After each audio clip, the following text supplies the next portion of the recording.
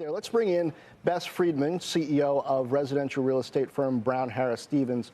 Bess, I guess the flip side of this is if you can afford housing, if you're on the higher end of the income scale, if you've already been in the real estate market and you're sitting on some decent gains, maybe you have a lot of options, including a bigger pool of potential renters.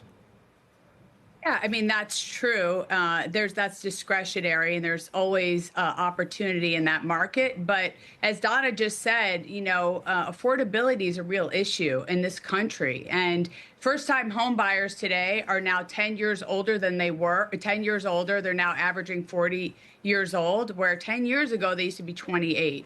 And so I think we have some real concerns. People can't afford the mortgages. Prices are too high. There's more inventory, but it's become unsustainable. And so this country really needs to do something about affordability so that people can buy their first-time home versus rent.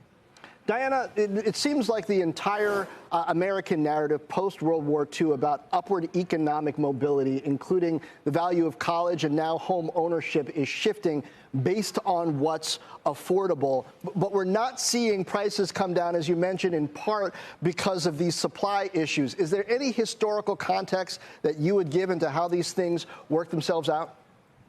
Well, I don't know about historical context here because we're seeing something entirely new, and that is that renters are staying put. People are choosing to rent. Even those who can afford to buy a home are choosing to rent because they just don't see home ownership as the best investment anymore. And that's a big historical change from what we've seen in the past. We're seeing that rental turnover rate fall to very low levels. And we're also seeing home builders. In fact, we saw this morning that home builders' sentiment dropped to the lowest level in 3 years. They just don't feel that there's that much demand out there, even for their higher end products. They're trying to put more lower end products out there, but they just don't have the ability to do that given their constraints on how much things cost right now. They're concerned about tariffs, of course, but they're more concerned about interest rates, and they're concerned about that demand out there. And Bess, just because things are unaffordable doesn't mean that people aren't buying them. Homeowners are taking on more risk than they have in the past. And I guess by extension, then lenders probably are taking on more risk than they have in the past. How does that factor into your view of the housing market? Yeah, I think that's the challenge with first-time home buyers because they have to be able to build up credit to be able to afford to buy a new home.